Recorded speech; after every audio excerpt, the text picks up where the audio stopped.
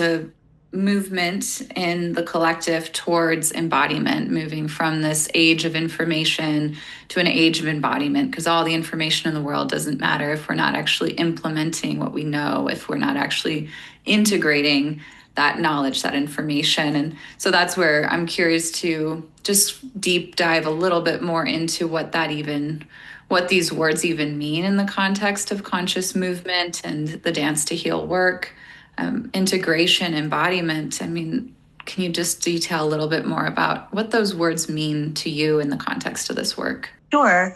Well, I think actually you're a beautiful component of this, which is, I don't think it's funny because when you start to experience something intuitively, you're experiencing it intuitively, and then you have the educational background to kind of support what the experience is, right? So we're talking about parts work. We're talking about therapy. Which I was not familiar with initially and was not trying to work with parts work, right? But that's what's happening. And when I was quitting smoking, and I went to you and asked you for help as a hypnotherapist with your skill set, how to work with that, you were really, and it stuck with me forever, which is the phrase, well, the smoker is the overburdened part of you, Felice. And that just clicked so well. And it made so much sense, which was, oh, yeah, there is an aspect of self that is trying to compensate for another aspect of self all the time. And all these aspects of self have a role, and they're all actually trying to do me a favor. They're all actually here to help. It's just that sometimes the role I've assigned them is a really shitty role, Usually it's the role that is like the most helpful, though. It's the addict, the smoker was the part of me that was like, things are not okay. Things are not okay. You have another life that you want to be living. You are trying to have and grasp at an experience you're not having. Yes. This is not enough. This is not enough. You're trying to bite it in small bites of 10-minute smoke breaks, Felice, And the smoker doesn't need to be annihilated. She was doing her job, and she did a beautiful job. And she's actually the one who saved my life again, over and over again. These parts will save your life, redirected it. Right. But the aspect of that was integrating her. So not abolishing her, not saying the smoker no longer exists in me and doesn't belong. No, it was like, okay, forevermore. First of all, you started out as my best buddy. Fucking thank God for you. You were the best friend I had when I was so fucking lonely in the loneliest times of my life. Had you. You're not going anywhere. You don't want to go anywhere. But it is time for me to assign a new role. And so when I talk about integration, when we talk about story, everything in my experience, including emotions, is energy. And it's just kind of rolling around in there, and the nervous system gets stuck from its survival. It's supposed to be able to move very fluidly from survival mode to awareness mode to super relaxed and open and resting mode, right? And there's words we have for that if you want to get into polyvagal theory, but that's what is happening. And it should be able to move between those places really fluidly. But we end up with experiences that keep us really frozen in one state or another. And so we can't integrate the other experience, and we can't integrate this thing or this feeling. And we're just running around a track over and over and over and over again. And so that, to me, is the best way I can describe integration, is like what leftover feeling, what leftover energy, what leftover vibration is running through, what leftover story, what leftover part is happening that just needs to find a new role, needs to be brought in. When my mom died, it took a long time. And I remembered being pretty upset about it at 13, got into therapy at 14. And basically she was amazing. She was like, Felice, you're never going to get over this. You're not going to get over grief. It's not like you're going to be Felice before once you get over losing your mom. No, I'm forever changed. Forever fucking changed, forevermore. So how do I now rework these pieces that feel like they're in a million different pieces sometimes? Sometimes they don't. But how do I rework this new self? Yeah. And how do I integrate that I am going to be missing my mom for the rest of my life? How do I integrate that I'm going to have another experience, whether it's having a child or getting married or graduating, that she's not going to be a part of, and that's still going to be there? How do I integrate the loss of me? That's not the same, that I also missed very much. So that, that aspect, like all of these things, we die so many times, we get obliterated so many times. Talk about it in a day, in the course of a day. And how do you reintegrate again, right? But that's the name of the game, which is not repression, not suppression. That happens as part of the process. But how do I eventually bring everything into the fold? How do I work from a space where I am whole, Yes. Which is comprised of many parts. Right. And that's where it certainly can be a paradoxical experience to witness, okay, we've gone through a death of self and we will no longer be who we were at different points in our journey. And yet to honor that while everything is impermanent, those parts of us are permanently etched into the fabric of our existence and our being. And that's kind of how do we hold that space? I think just naming the paradox of that. Yes, things do die, things do pass on, and we are no longer the same. And yet integration is honoring that and the impermanent impression of that past version of self that still is part of us, even if it's no longer the full expression. Like wholeness now includes this whole emerging experience of self. And that's the ongoing, like you said, every day we're in this rebirth process potentially. I mean, some days there's more metamorphosis than others, but in general, this is the experience of being human, is just aging, of new life cycle, different stages, ages and stages, and different expressions of self.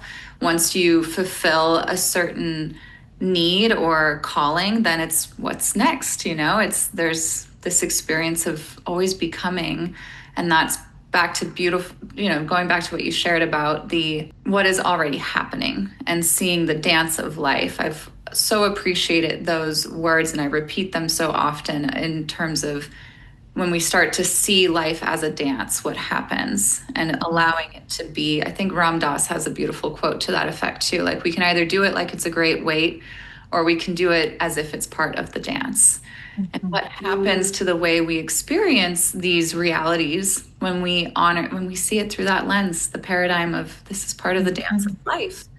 And then integration, to your point, I can see means some element of honoring what is, the what isness. And this is where, too, with the smoking, just since you brought that up in particular, I wanted to highlight how I've had training on how to support smoking cessation very much. There can be aversion-based tactics, and very much like just starting to really heighten and amplify our repulsion to the habit, and like make it like we're sucking on a exhaust pipe of a car, and like we start to really hammer in all the negative health implications and really look at all the ways that we're self-harming, et cetera, et cetera. Right.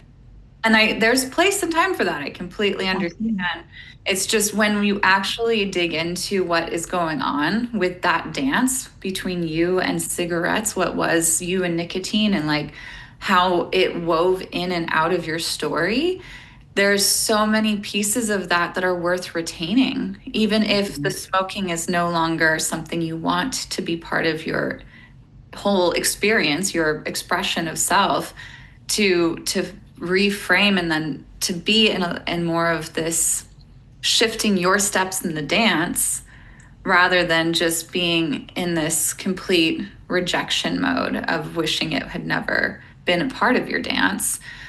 It's a very different approach, and it seems to me I've had more and more successes with people who are willing to say, yes, we are letting this expression of ourselves die.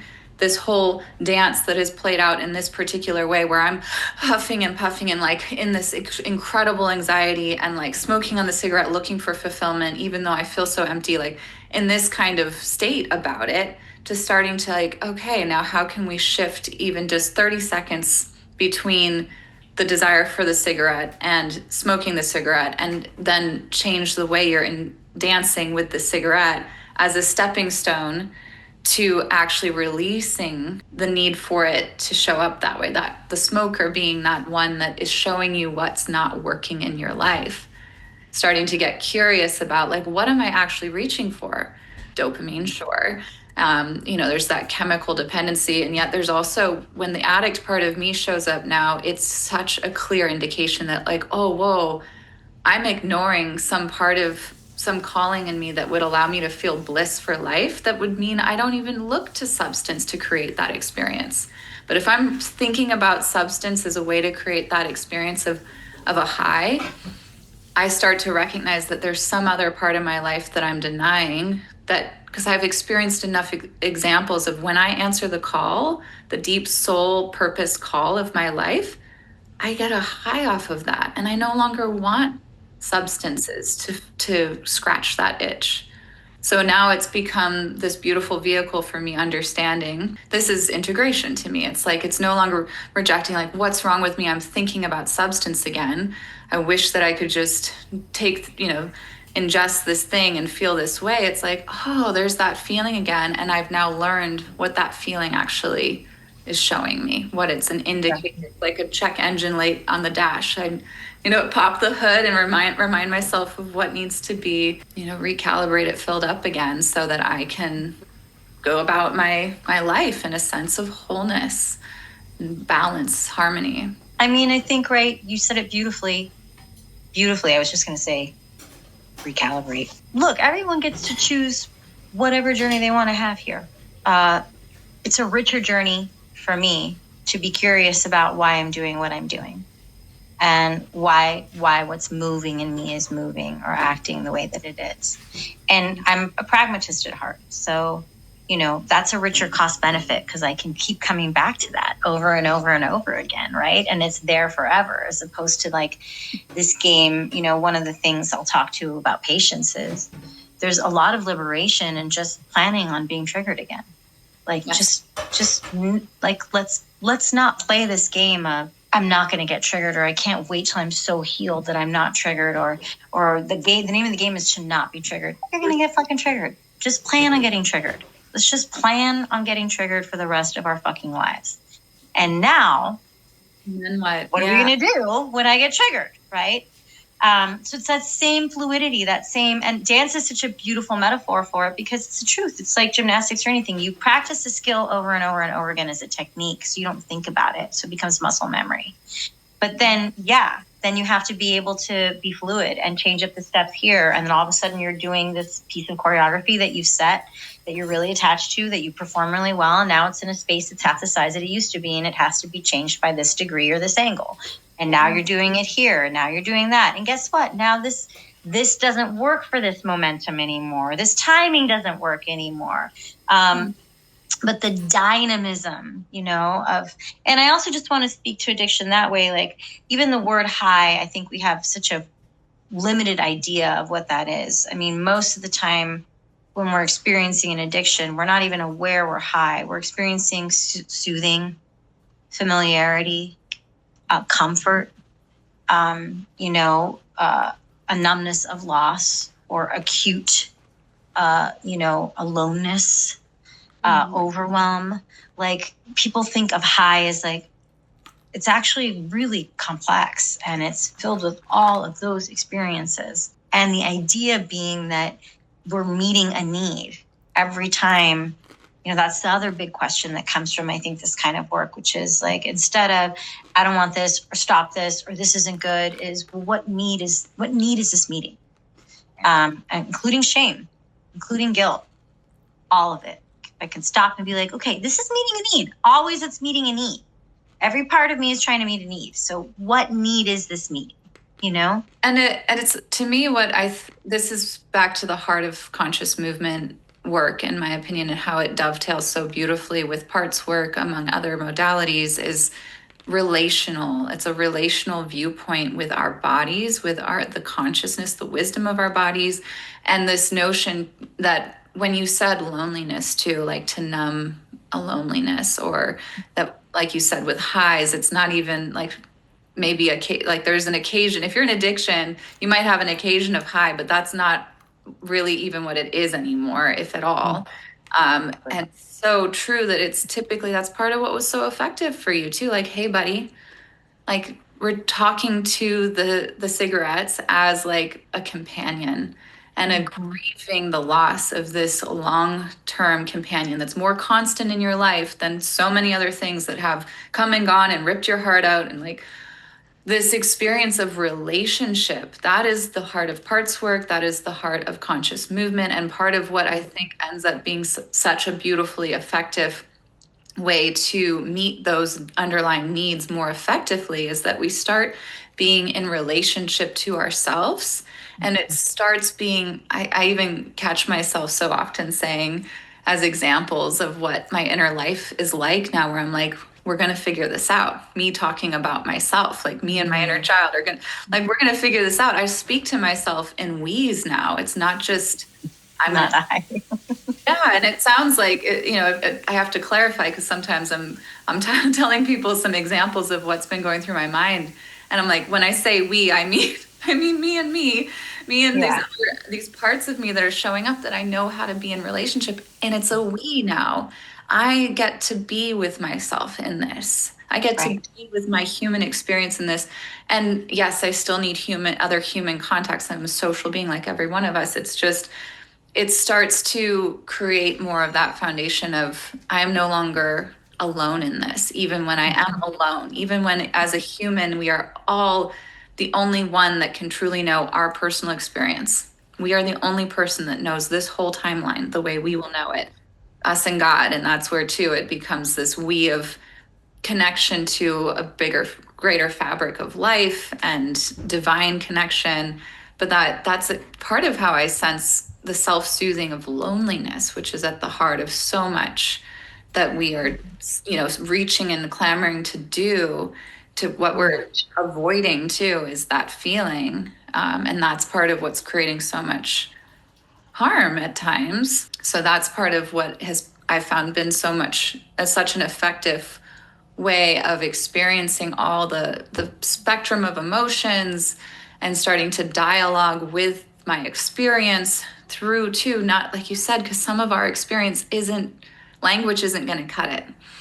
Like our words, it's more of a visceral experience and how we can actually, when we're just attempting to think our way through it, we are pinching ourselves off from such a wealth of valuable resource that is in our system. Well, it's, I always say when we're doing sessions or we're doing workshops that, people think I need to change my state of mind to have a different experience. But you can actually just shift your body and then you can shift your mind. And people forget that it's a two-way street. And so much of the world we live in is so centered around this. And this has become, I'll say it again and again. The mind is beautiful. The mind is also an asshole, and it's also a bully. And it will lead you hook, line, and sinker down any single path. And you will think that you need to believe everything that's happening within it, which makes sense. But the point being that there are two modes of communication that are happening. And our first experience in the world, starting from splitting and being cells to then even before we come out of the birth canal to when we first come out of the birth canal, almost a full year of our lives, has nothing to do with language. I mean, it does, but really it has to do with body language, and it has to do with how we communicate in being in the body. And most of our developmental understanding is that tactile sensory experience, right? Where we're embodied. What is it literally like to be embodied? We have to learn as human beings. We don't come in knowing that. The body has a way of working just like birth. Body has a way of leading you through birth. Body has a way of leading you how to be born and what to do. But you practice being in the body. You practice how to crawl. You practice how to walk. You practice how to be in a skeleton. Do you know what I mean? So those things they're super important. Just to backtrack, another aspect of what you were saying that I've heard often, and it's been one of my own experiences, and it's an experience I've heard, whether we're talking about substance abuse or we're talking about someone, say, who has been diagnosed with a chemical imbalance, whatever's going on. There is often an expression of, okay, yeah, I do want to move into this other life because this experience of my patterns and my behavior and myself is really painful. But also there's aspects I really love, like we were talking about before, like how evolving, what we leave behind and what we move into. And I think people don't think about that. So I had a patient who talked about okay, great. So I'm going to even out my brain chemistry. And I'm really scared I'm going to lose access to that part of me that's really fun. And that part of me that, yeah, she might be unpredictable. She might be kind of crazy and she wants to be, but she's passionate and she feels and she's exciting and she's fun. And I don't want to lose her, right? So I don't care what that aspect is, motherhood even. Like you can be so excited to jump into this new version of yourself, but then also there's these beautiful aspects of yourself. You also don't, like with smoking. It was very clear it was a meditative aspect for me. And I remember thinking very clearly, okay, I come outside at least 10 to 12 times a day to smoke a cigarette. That's a lot of time to be outside. I'm going to miss being outside. This is a way I meditate. I don't want to move into a life where now I was only going outside for a cigarette. So now how am I going to integrate? How am I going to work with the smoker is no longer going to be the person who needs to do that. How can I now invite this experience as part of my life on the daily with intention, with actually meditation, right? Like, so here I was doing it very unintentionally. How can I now intentionally just sit down and do that? And initially it even was pretending to have a cigarette, a motion, a body movement gesture to go through it. And then that ended. And now I make sure I go outside at least, twice a day to take a look at the sky, take a look at the trees, take a look at these things. Because that part of the smoker was fabulous. She did stop and take account. You know what I mean? So yeah, just always respect for the many iterations of self. Yes. Yes, I do. I think that's a core, like that. I mean, it's been acknowledged in some of the laying the curriculum out. And, in terms of the why this work, why is this work so vital? I do think that's a big part of why, because it's honoring the ongoing evolution of our expressions of self, our understanding of ourselves, the fact that we are, like you said, there's a built-in biological like coding and instructions of what's happening, and yet to keep ourselves attuned and paying attention to the unfolding of what is true for us moment to moment, because so frequently I think part of what, not only, how do I say, it's to honor, like you said, the grief journey too, the grief, holding space for the grief and enthusiasm of becoming the next version of self too, of like tuning into this moment and who am I now and how do I want to, what from the past can I and do I wish to carry forward, and what do I want to move towards. And this dialoguing with our physical apparatus as a tool for how we are truly in communication with life itself and our life, our soul's callings, because I sense otherwise we have all too much tendency to stay, again, stuck either in our nervous system, in our thought processes, with outdated models of what is now, what we want to have happen. So it's a tool for grieving, for enthusiasm for the future, for intention setting, for being with what is in this very moment, and updating our programs according to that.